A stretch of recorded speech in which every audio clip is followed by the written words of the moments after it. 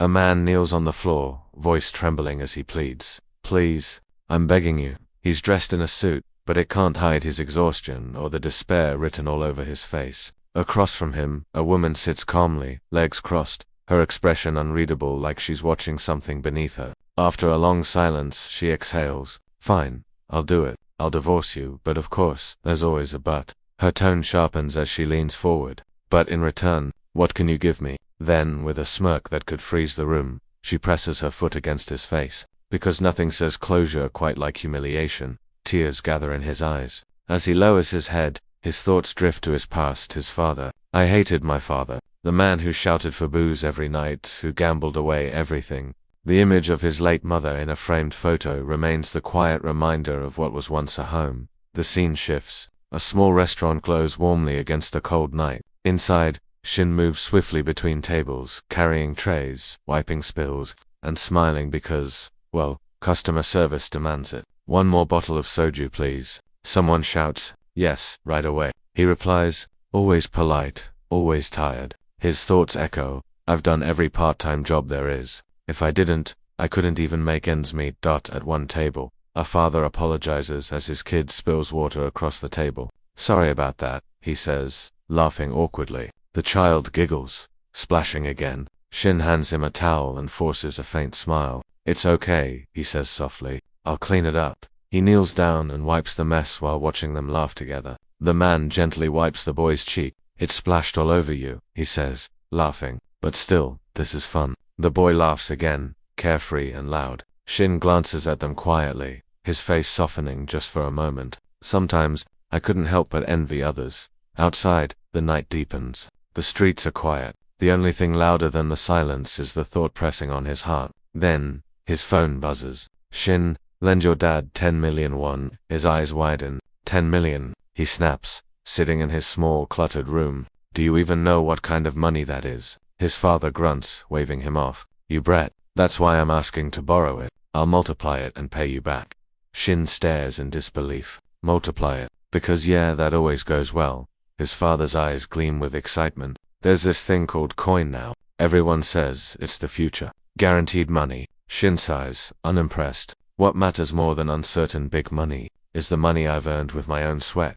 But his father suddenly kneels down, voice trembling. Please, Shin, just trust your dad this once. I know I've never been reliable. Always drunk, always worthless. But this time I'll change. Tears spill down his cheeks as he bows deeply. Please, give me one last chance. Shin looks away, torn between anger and hope. I knew I shouldn't lend him the money. He repeats that to himself, again and again. But then, the small voice of doubt creeps in. What if this time, things are different? What if we could go back to being normal? He looks up at his father, desperate and shaking, and finally mutters, all right. His father's face lights up instantly. Thank you, Shin. Thank you for trusting me. He pulls his son into a tight hug, laughing, crying, trembling. We're going to be rich, now, haha. Shin stays still, unsure whether to believe him or not, and that laugh would be the last one he ever heard.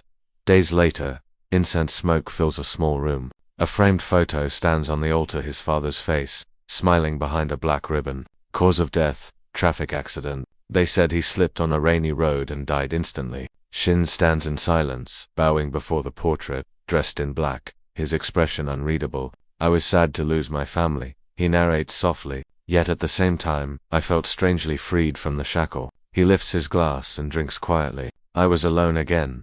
That night, his apartment feels emptier than ever. The TV hums in the background, a cheerful talk show that doesn't match the mood. Hello, this is Jack Potman, YouTuber and content creator. Today I've invited someone who achieved massive success at a young age. Shin barely glances at it, uninterested, until the guest introduces himself. Hello, I'm Lee.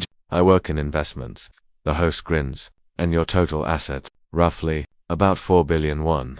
Shin chokes on his food. 4 billion. The host laughs. That's amazing. So what exactly did you invest in? Jinwoo smiles confidently. It's called Bixcoin. Shin freezes. Coin, the same one Dad talked about. His hands shake as he picks up his phone. Should I check it? He opens an old app.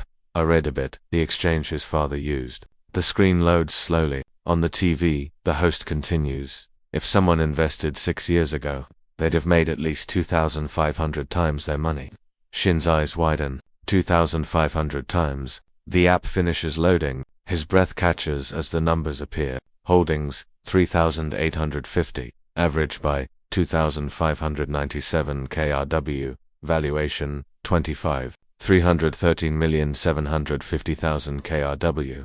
He blinks, shaking, reading it again and again. 25 billion. His phone slips slightly from his hand. That can't be real. But it is from a man who had nothing. He now sits staring at a fortune, his father's last gamble, the same one he had mocked, suddenly worth billions. He lets out a hollow laugh, part disbelief, part irony. Life really does have a cruel sense of humor. The same thing that ruined him, just made him rich.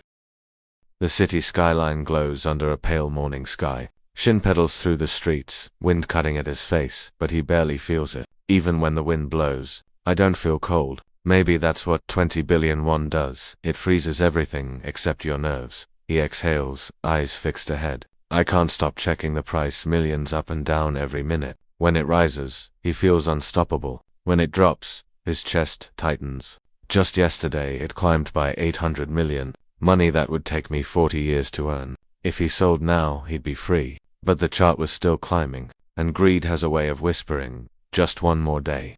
He returns to his dingy apartment. Cockroaches scatter. Stay calm, he mutters, setting his phone down. Even if it drops a little, it's still a fortune. For once, he lets himself breathe a quiet, fragile kind of hope. Then, his hand hovers over the mouse. One more leap, click. The chart flashes red and blue, then spikes. Oh my god, $2 million up. That's 2.2 billion won. His jaw drops, pulse racing. Somewhere in the city, people go to work like nothing happened. Inside a tall office, the manager flips through files. How's the Bixcoin ophthalmology project? They'll run the demo next week. Someone says, but the results haven't been great. Who's taking the trip? Silence then, I'll go. Shin says quietly. All heads turn. Are you sure? He forces a small smile. Didn't sleep all weekend anyway. Maybe it'll clear my head. Yeah, nothing like a business trip to escape your billionaire anxiety. The manager nods. Good, you'll need one more person.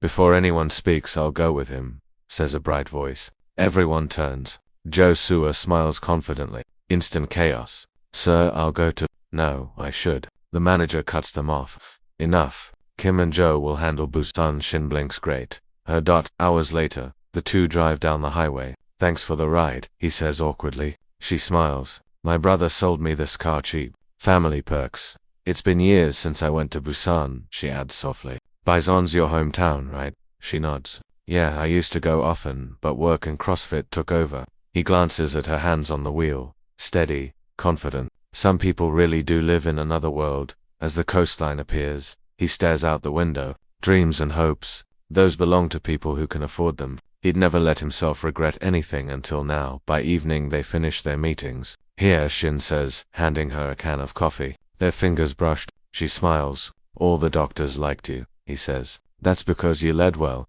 she replies softly. Then, after a pause, Senior, would you stop by the department store with me? He blinks. Department store. She nods shyly. There's something I want to tell you. Fantastic. Nothing suspicious about that sentence at all. All right, he says, with a faint smile. Lead the way. Inside the store, suits line the walls. Would you pick one? She asks. A suit. I'd like to buy you one, she says, cheeks pink. Why would you buy me clothes? Because I have a favor to ask. Think of it as a bribe. He crosses his arms. Favor first. I need you to pretend to be my boyfriend in front of my parents. What? My sister's bringing her boyfriend home and my parents keep nagging me to do the same. He sighs. Of course. Hours later, they sit across from her parents at a fancy restaurant. Sua's father grins. Our Sua may be clever, but she's clumsy. Her mother laughs. When she was little, she was so stubborn. Mum, Sua protests. Her father turns to Shin. Must be hard dating her, huh? He forces a polite smile. Not at all, sir. They ask about work and how they met. He answers calmly while Sua hides behind her glass. Everything feels peaceful until memories creep in. Last spring, I met my real in-law. The lights blur into that cold dinner table. What do your parents do? They've both passed away, so no inheritance. What's your salary? Every word still stings. He blinks, returning to the present. Compared to that night, this dinner feels almost kind. Sua's parents laugh softly. Is the food not to your taste? No, it's perfect, he says. I was once a married man, but this feels lighter.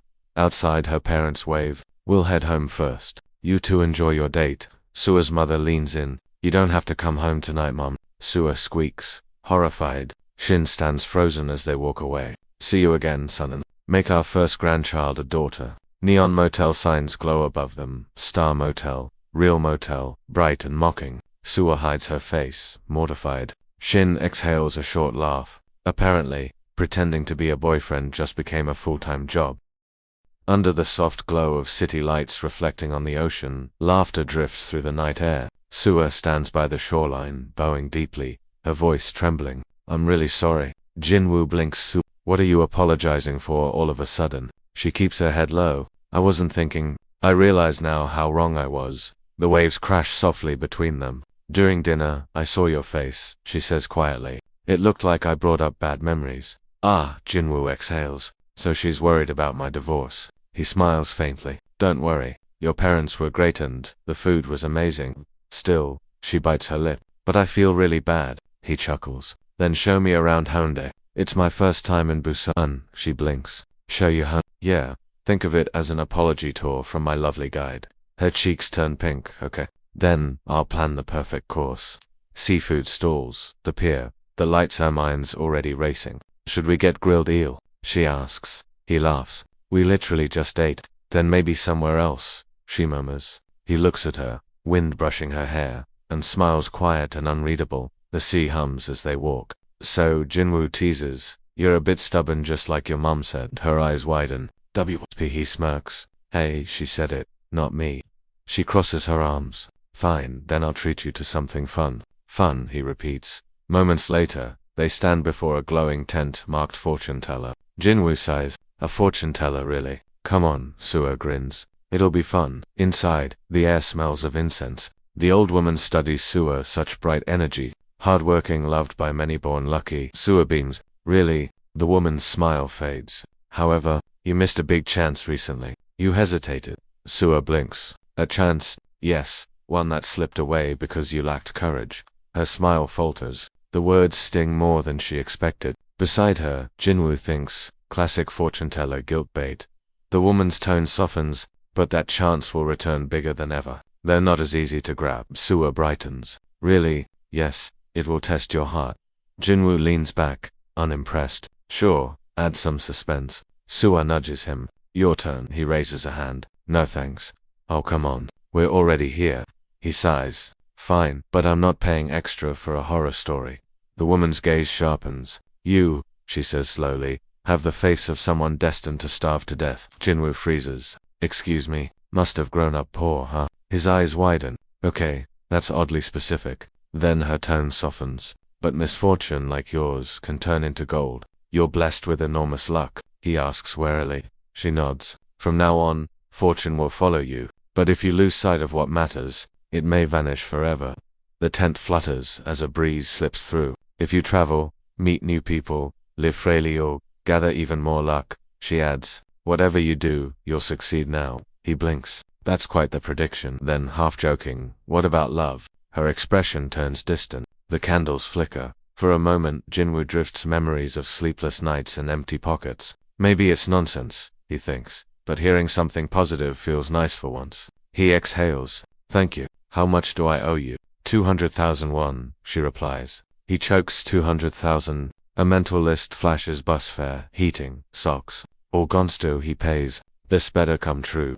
Outside, the night air feels cooler. Sua smiles. Have you ever tried eel? Our next stop, Hyundai Market. Grilled eel. She cheers, tugging his sleeve. He laughs, following her under the neon glow as her laughter mixes with the sea breeze.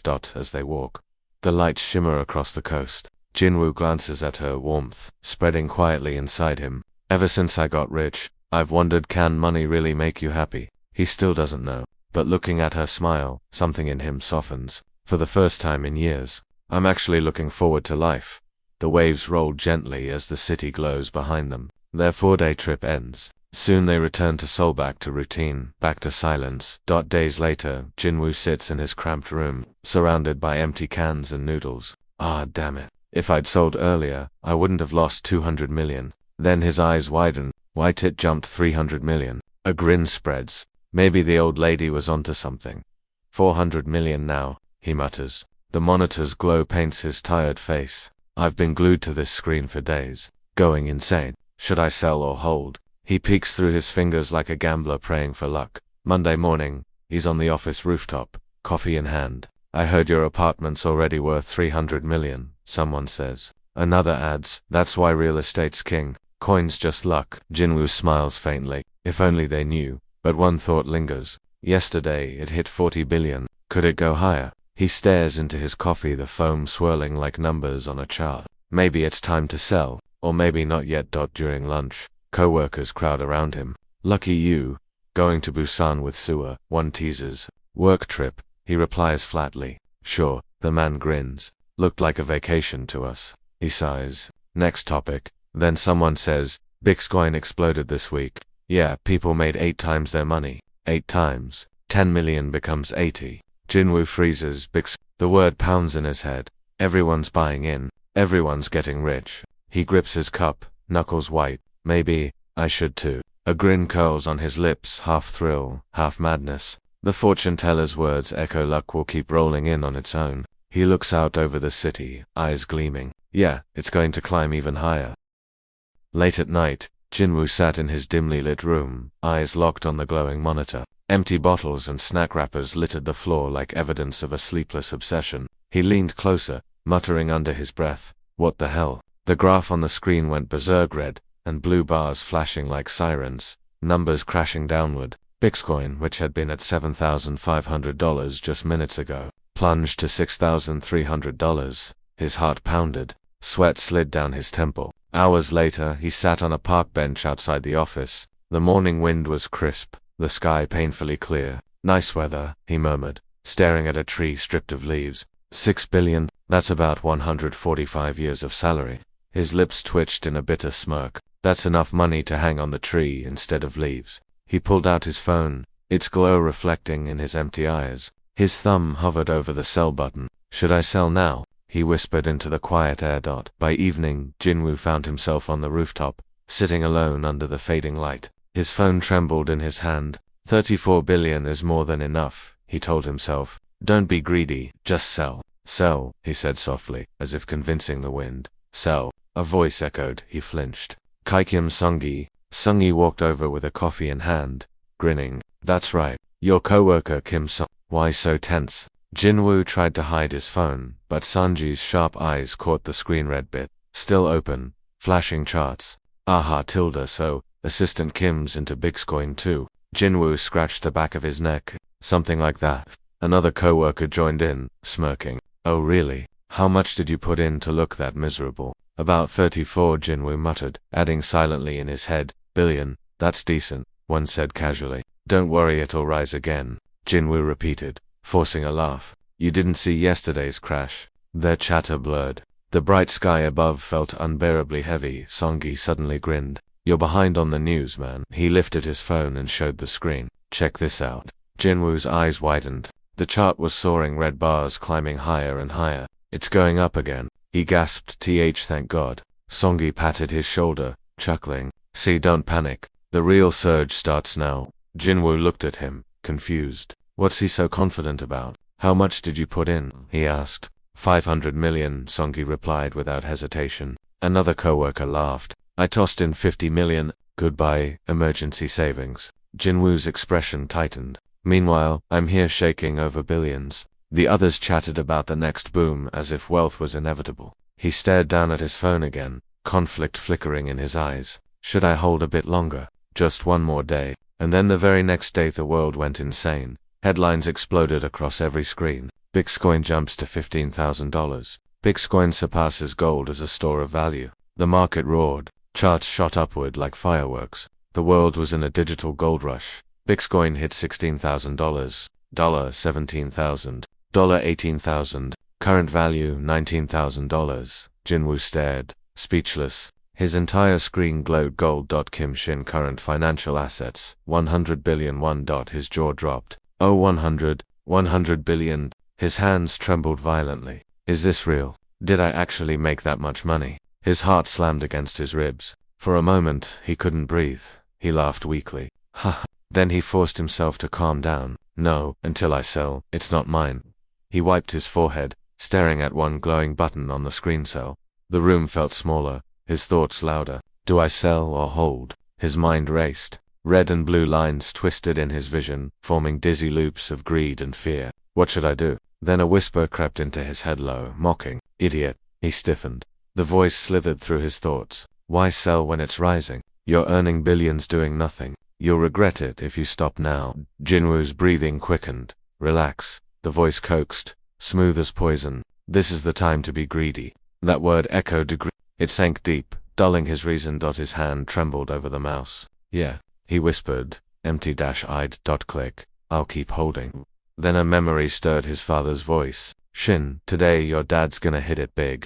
Jinwoo turned his head toward an old photograph on the shelf. A man with tired eyes and a hopeful grin. You trust your dad, right? The memory echoed. If I win big, I'll buy you new clothes, new bags, everything. Just lend me 200,000 won. This new thing, Bixcoin, just came out. The words hit like lightning. Hope, greed, and loss tangled into one heavy ache. Jinwoo's lips curved into a faint smile. So that's it, he whispered. The answer was always right there. He turned back to the glowing monitor, his reflection flickering in the light. I've decided, he said quietly. This time, his voice didn't shake. The scene opens in a quiet office morning. The rhythmic tapping of keyboards fills the air. Sua stretches in her chair and lets out a soft sigh. She glances at the empty desk beside her. Assistant Kim isn't here yet. Did he go on a business trip? Carrying a stack of papers, she approaches her supervisor. Team leader on. Here are the meeting minutes you asked for. He gives a brief nod. Nice work, Sua. After a short pause, she hesitates. Is Assistant Kim on a business trip today? Without even looking up, he replies, no, he took a personal day off. Sua blinks, puzzled. A day off, out of nowhere. Her expression tightens with concern. I hope it's nothing serious. Then ding, the elevator doors open. Out steps Kim Shin, sharply dressed, calm, and confident. Moments later, he's walking through a luxury car showroom gleaming with color and polish. A salesman hurries over. Welcome, sir. Are you looking for a particular model? Shin gives a faint smile. Not really. Just browsing. Then he sees it's a pristine white sports car glowing under the lights. What's that car? The salesman beams. That's the brand new Ferrari 458 Italia. Turbo S, V8 4.0 liters, 642 horsepower, great for the city or the track. Shin's lips curl into a smirk. Looks good. I'll take it. The salesman freezes. Why, yes, sir. How would you like to pay before he can finish? Shin hands over a platinum card. In full. The poor salesman just stares, wondering if he's dreaming. Later that day, back in his quiet apartment, Shin stares at a framed photo of his father. Thank you, father, he murmurs. You really snapped me back to my senses. His hand moves toward the mouse. Click sell. On that day, with Bixcoin at $19,000, Kim Shin sold everything. $100 million. Stacks of golden bills flood his screen and his life. From an ordinary man chasing paychecks, he became young and rich. But then reality hits. Sitting in front of his computer, he mutters, what do I even do with this money? Cut to the dealership again. 3 attendants bow in perfect unison. Thank you for choosing our brand, sir. He nods politely. Thank you. Have a good day. As he steps outside, his shoes click sharply against the floor. Wait, I just bought a car worth 490 million won. He stares into space, half laughing, half panicked. Memories of his frugal life flash by. Budget notebooks, cheap clothes, and ramen dinners. I used to worry about spending 200,000 won, he sighs. Now look at me. Pulling a folded paper from his pocket, he reads, things I'll do once I have money. Get a custom-tailored luxury suit. Buy a luxury car in full. A faint smile forms. I'm finally living my old college dreams. And next on that list, luxury apartment. Cut to a modern high-rise marked 101. An apartment, huh? Shin muses. Inside a real estate office, 2 cheerful agents greet him. Welcome, sir. What kind of property are you looking for? Something spacious, new, and with a Han River view. They exchange an amused glance. Or a high-roller. They're showing him a towering complex glowing under the sunset. This one was completed just last year, the agent explains. Lease price 2.5 billion won, she adds proudly. Each building has a garden, pool, and gym. Shin gazes around, stunned. So this is how rich people live. Inside, the agent unlocks the door labeled Grand Royal. Is this size suitable for you? He looks around, eyes wide. Yes, it is, but Wow, the place is enormous. He could literally run laps in the living room. It's fully furnished with top-grade materials. She continues. Shin opens a drawer. A dishwasher. I don't even cook. There's one bathroom in the master bedroom and another down the hall. She adds. He glances around. The bathroom alone is bigger than my old apartment. Are no pests here, right? He asks cautiously. She chuckles. Of course not, sir. Even mosquitoes can't make it this high. He smirks. Wouldn't bother me anyway. He walks to the balcony, slides the window open, and the golden sunlight pours in. Incredible. From behind, the agent asks, if it feels too big, we can look at another place. Without turning, he answers, this one's perfect. Then he looks back with a grin. I'll take it. If you're not happy, maybe you just don't have enough money. The saying rings in his head, and for once, it makes sense. Filling out the papers, he thinks. I gave up so much because of money, but not anymore. The agent smiles. You can move in immediately. How would you like to handle the deposit? He grips his suitcase. I'll pay the entire lease in one go. A moment later, he flips open the case, gold bars shining like treasure. The full amount, he says proudly, in cash. The agents freeze, eyes wide. Seek, he's been carrying that around. Calmly, he adds, please give me a cash receipt for the brokerage fee. As he leaves, his voice echoes in narration. I'm going to do everything I once dreamed of. The scene fades to another office. A man with slicked back hair smiles. So, how was the restaurant yesterday? Delicious, right? The woman across from him nods. Yeah, the food and the atmosphere were great. She smirks. But I know an even better place. He leans closer. A better place? The night view there is absolutely breathtaking. Oh, why the night view? Want to find out? The air thickens between them until the door slams open. Another woman storms in. Jung, his eyes go wide. Caught red-handed, he stumbles back, literally stepping on someone's shoe. Beads of sweat roll down his face. Why? Her voice turns cold. By any chance, do you know where Assistant Kim Shin lives? And just like that, the air freezes. And that's it for today's episode.